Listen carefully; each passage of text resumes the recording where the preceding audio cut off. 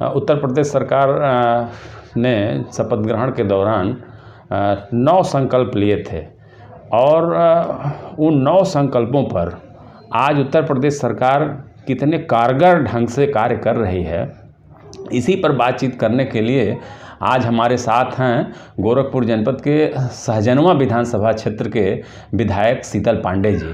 उनसे हम आज बात करेंगे कि आपकी सरकार 4 साल लगभग कंप्लीट करने जा रही है और इन 4 वर्षों में किस तरह से आप अपने संकल्पों पर खरा उतरे हैं, इसी पर आज हम बातचीत करेंगे। यही आज का हमारा विषय होगा।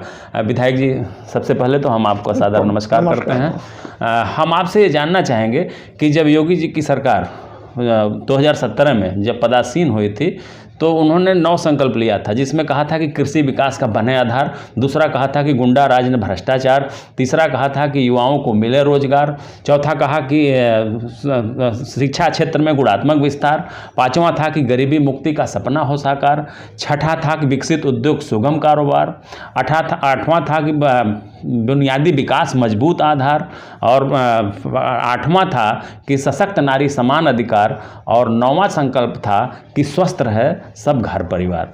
तो इन सारी जो संकल्प जो है सरकार के जो संकल्प थे, यानी जो आपके संकल्प थे, उस पर किस तरह से आपकी सरकार यानी योगी जी की सरकार कार्य कर रही है, क्या कहेंगे हमारे दर्शकों से?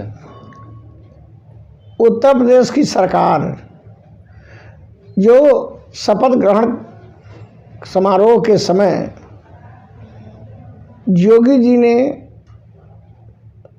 संकल्प लिया था और जनता के सामने प्रतिबद्धता जताई थी, आज उस पर 100% काम हो रहा है। सबसे पहले खुशी हो समाज। आज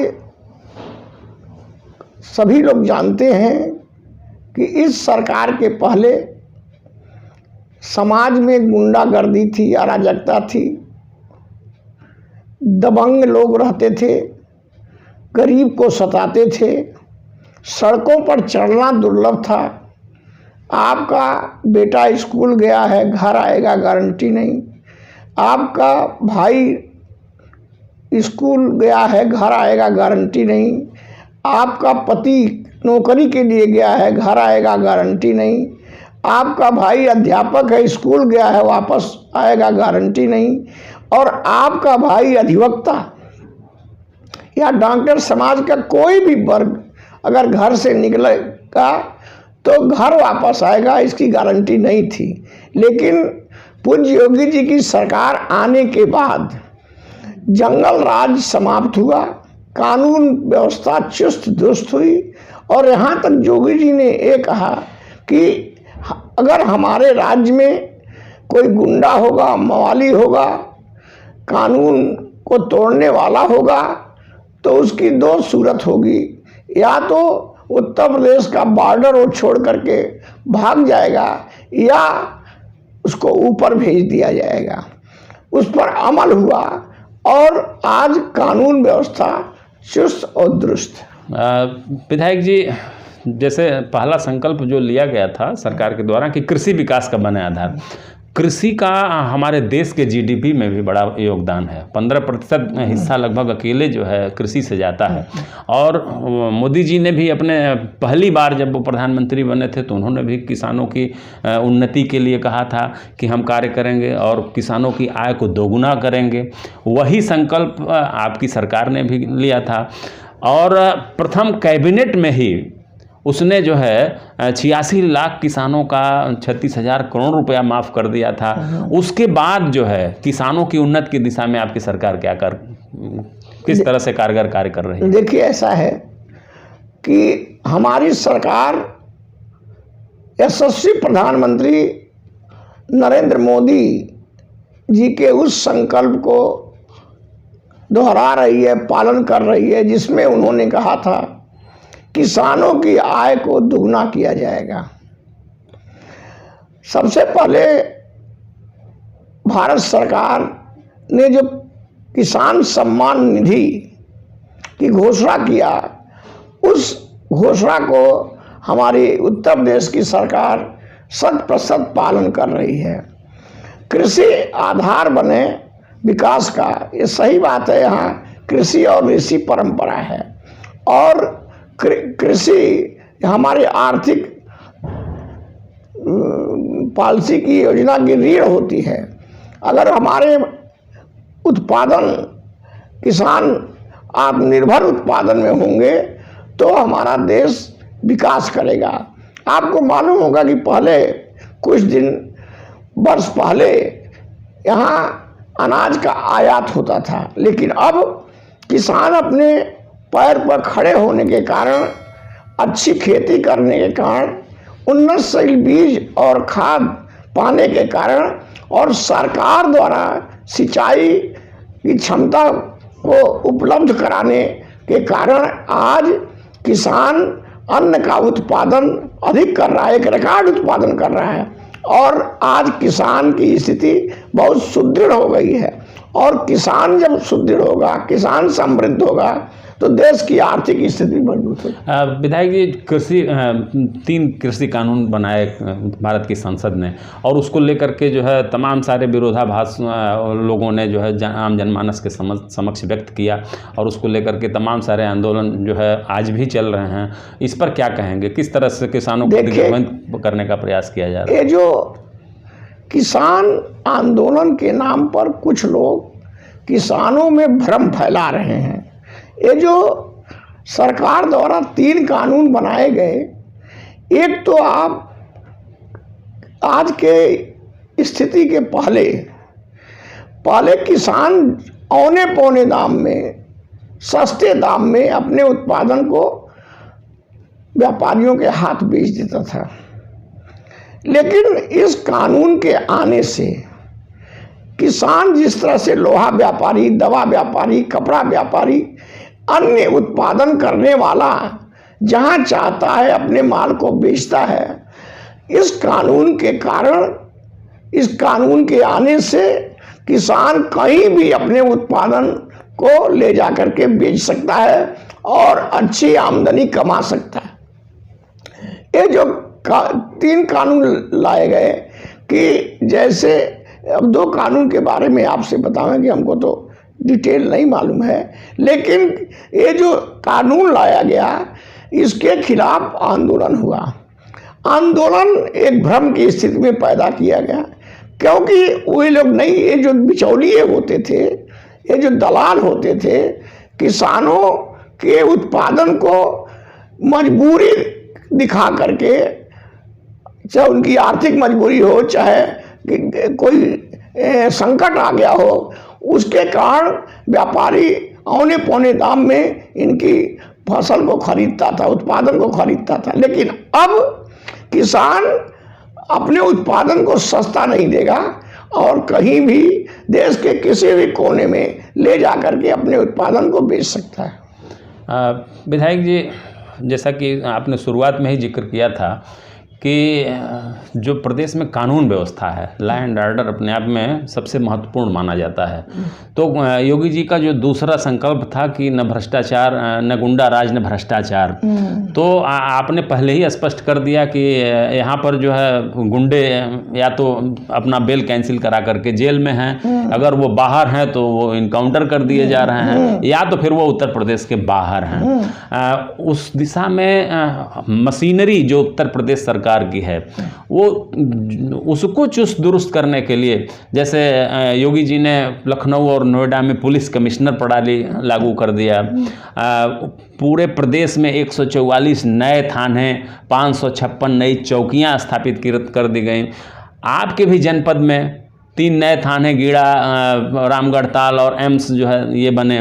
तो इससे आप जो है, जो मशीनरी जो व्यवस्थित हो रही है उत्तर प्रदेश सरकार की, इससे अपराध पर हम किस तरह से नियंत्रण स्थापित कर सकेंगे या आपकी सरकार कर सकेगी, क्या कहेंगे आप? देखिए, पिछली सरकारों में जो मशीनरी थी ये चुस्त दुरुस्त नहीं थी, सुस्त पड़ गई थी।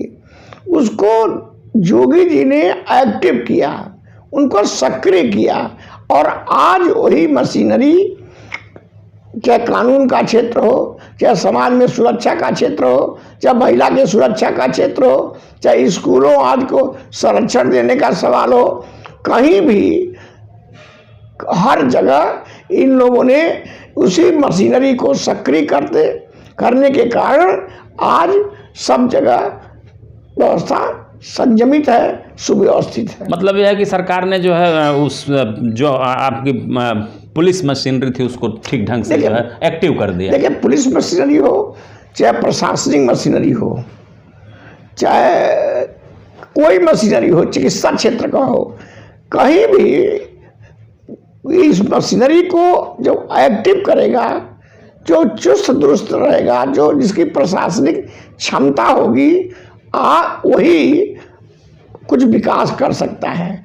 विकास का मतलब ये है कि मशीनरी जनता के साथ कितना प्रकार का सहयोग कर रही है, और विकास तभी होगा जब सड़क होगी, बिजली होगा, पानी होगा, चिकित्सा की सुविधा होगी, शिक्षा क्षेत्र में की सुविधा होगी, तभी विकास होता है। और आज इस मशीनरी को एक्टिव होने से आज स्कूल भी समय से चल रहे हैं, चिकित्सालय में डॉक्टर जा रहे हैं, विकास खंडों पर अधिकारी बैठ रहे हैं, और कहीं भी जनता को कोई परेशानी नहीं हो, तो विकास को एक गति मिली है, विकास तेजी से दौड़ रहा है। और आज जिसका नतीजा है कि किसी भी क्षेत्र के विकास का मानक होती है सड़क। आप हमारे एक उदाहरण सजनवा को ले लीजिए। सजनवा विधानसभा में चाहे पाटन घाट से लेके घगसरा हो, चाहे सिया पार से लेके घगसरा हो, चाहे सजनवा से लेके बखीरा मार्ग हो, चाहे कटघर से लेके चौरसिया मार्ग हो, कहीं कोई ऐसी सड़क नहीं है जिसमें जरा सा गड्ढा हो, कहीं आने जाने में कोई हचका हो। आज कोई भी युवती अगर एक घड़ा दूध अपने सर पर लेके चल रही है, सावधानी भी चलने में कर रही है, तब भी एक बूंद उसका दूध छलकेगा नहीं, क्योंकि सड़कें सपाट हैं, सड़कें समतल हैं, किसी प्रकार का उसको गड्ढा मतलब किसी भी तरह की कोई कमी नहीं है सड़कों में। बुनियादी विकास मजबूत आधार की तरफ आपने ध्यान दिला दिया हमारे दर्शकों का। हम उसी पर आगे हम आपसे और सवाल कर लेते हैं। बुनियादी विकास में सड़कों के अलावा आवास और सड़कों के अलावा विद्युत, ये इसकी भी बहुत महत्वपूर्ण भूमिका होती है। बिजली के क्षेत्र में अगर मैं आपसे कहूँ तो आप कैसे कहेंगे कि बिजली से एक आम जनमानस, किसान, गृहिणी, सारे लोग किस तरह से उससे संतृप्त हैं और परम पूज्य योगी आदित्यनाथ जी की प्रशंसा कर रहे हैं उनकी विद्युत के क्षेत्र में जो उन्होंने जो उपलब्धता कराई है आम जनमानस को, उस संबंध में आप क्या कहें? देखिए, ऐसा है कि आजकल विद्युत ऑक्सीजन के रूप में काम कर रही है, और पिछले सरकारों में जब जहाँ से अंधेरा शुरू होता था, लोग समझते थे कि उत्तर प्रदेश सरकार है। बिल्कुल, उत्तर प्रदेश राज्य है। लेकिन आज जहाँ से उजाला शुरू होता है, आज वो लोग कहते हैं कि ये उत्तर प्रदेश योगी की सरकार है। हाँ, उपलब्ध है, वहाँ उद्योग धंधे चलेंगे। विद्युत अगर उपलब्ध है तो चिकित्सालय स्मूथली चलेगा। विद्युत अगर उपलब्ध है तो किसान अपने खेत की सिंचाई करेगा। और इस साल विद्युत मिलने के कारण 20 घंटा गाँव में किसान सिंचाई कर ले रहा है, मतलब सिंचाई कर ले रहा है, डीजल उसकी बचत हो जा रही है। वो जाके तार लगा दे रहा है, ट्यूबवेल चल जा रहा है और एकदम सिंचाई हो जा रही है। बिल्कुल, सिंचाई के कारण उत्पादन भी बढ़ रहा है। बिल्कुल बिल्कुल। विधायक जी, हम आपका ध्यान जो है विकसित उद्योग, सुगम कारोबार पर ले आना चाहते हैं। चूँकि गीड़ा आपके क्षेत्र में है, आप उसी क्षेत्र से विधायक हैं, तो आपके क्षेत्र में जो औद्योगिक इकाइयां हैं वो किस तरह से अब अपने आप को निर्द्वंद समझ करके कार्य कर रहे हैं उत्तर प्रदेश? नहीं, ऐसा है कि हमारे यहाँ इंस्पेक्टर राज जब से भाजपा की सरकार आई है, उद्योगों में सबसे बड़ा बाधक इंस्पेक्टर राज होता था। बिना कारण दखल देना, उद्योगपतियों, व्यापारियों को परेशान करना, इस सरकार में आने के कारण आज इंस्पेक्टर राज का जो प्रवेश होता था, खात्मा हुआ है, सब खात्मा हुआ, जिसके कारण उद्योग जगत सुगमता के साथ काम के। एक दूसरा, उद्योग जगत को 3 चीज़ की आवश्यकता है। एक तो आने जाने का साधन हो, दूसरा बिजली उपलब्ध हो, और जो ये अधिकारी हैं अगर उनकी एप्लीकेशन कहीं पड़ी है तो त्वरित गति से उस पर कार्रवाई हो, प्रशासन द्वारा बिल्कुल बिल्कुल त्वरित गति से कार्रवाई हो। उद्योग धंधे तभी चलते हैं जब उनको शासन की तरफ से ये सुविधा हो, बिजली मिले, सड़क ठीक हो, आने जाने का साधन हो और प्रशासनिक सहयोग हो, तभी उद्योग। और इस सरकार में ये तीनों चीज़ें उपलब्ध हैं। प्रशासनिक सहयोग भी है, बिजली भी समय से मिल रही है और सड़क आने जाने का साधन भी है, इसलिए उद्योग हमारे चल रहे हैं। अब एक आखिरी सवाल आपसे मैं करूंगा। जो नवा संकल्प था, क्योंकि आपने हर चीज़ बता ही दिया है, नवा संकल्प था कि स्वस्थ हो घर परिवार, तो उत्तर प्रदेश सरकार स्वास्थ्य की दिशा में किस तरह से कार्य कर रही है? जैसे भारत सरकार ने दुनिया की सबसे बड़ी स्वास्थ्य बीमा योजना जो आयुष्मान भारत लेकर के आई, उसका लाभ किस तरह से उत्तर प्रदेश के लोगों को, विशेष तौर से आपके क्षेत्र के लोगों को मिल रहा है, क्या कहेंगे? ऐसा है कि हमारे प्रधानमंत्री का जो आयुष्मान भारत का संकल्पना थी, उसी को अक्षर से उत्तर प्रदेश सरकार, योगी सरकार मान रही है आयुष्मान कार्यक्रम के तहत। और दूसरा है कि जितने हमारे चिकित्सालय हैं, जितने डॉक्टर हैं, उनको काफ़ी एक्टिव रखा गया है, चिकित्सालयों की दशा को सुधारा गया है। और जहाँ मशीन नहीं थी, जहाँ जैसे एक्सरे मशीन न हो, अन्य मशीनें जो अस्पताल के ऑपरेशन के काम आती हैं, उन सब चीज़ों में बढ़ोतरी हुई है। इसलिए आम जनता को चिकित्सा के क्षेत्र से कोई परेशानी नहीं है। जबकि जहाँ कोई आवश्यकता पड़ती है, अगर किसी को ऑपरेशन कराना हो, किसी को हार्ट का मामला हो, सब चीज़ें सभी तरफ हमारे सरकार ध्यान दे रही है और उसमें अच्छे अच्छे डॉक्टरों की नियुक्ति हो रही है। प्रशासनिक चिकित्सा के क्षेत्र में भी प्रशासनिक मशीनरी भी ठीक से काम कर रही है। उत्तर प्रदेश में के 2 जिलों में, रायबरेली और गोरखपुर में जो एम्स की स्थापना हुई, तो गोरखपुर के एम्स की दिशा, एम्स किस तरह से कार्य कर रहा है, इसके संबंध में आप क्या कहेंगे? ऐसा है कि जिस जिले में एम्स खुल जाता है, वो मनोविज्ञान वैज्ञानिक दृष्टि से वो पूर्ण हो जाता है कि हमारे ज़िले में एम्स खुला है। और एम्स का मतलब है उच्च स्तरीय चिकित्सा व्यवस्था, अच्छे डॉक्टरों का उपलब्ध होना, समय से उनकी सर्जरी हो, चाहे कोई भी काम हो, फिजिशियन उपलब्ध हो जाना, सर्जन उपलब्ध हो जाना और अच्छी चिकित्सा सेवा प्रदान करना, एम्स से लोगों की यही उम्मीद रहती है। और गोरखपुर और रायबरेली में जो एम्स खुला है, वहाँ के नागरिकों को उच्च स्तरीय चिकित्सा सेवा मिलेगी।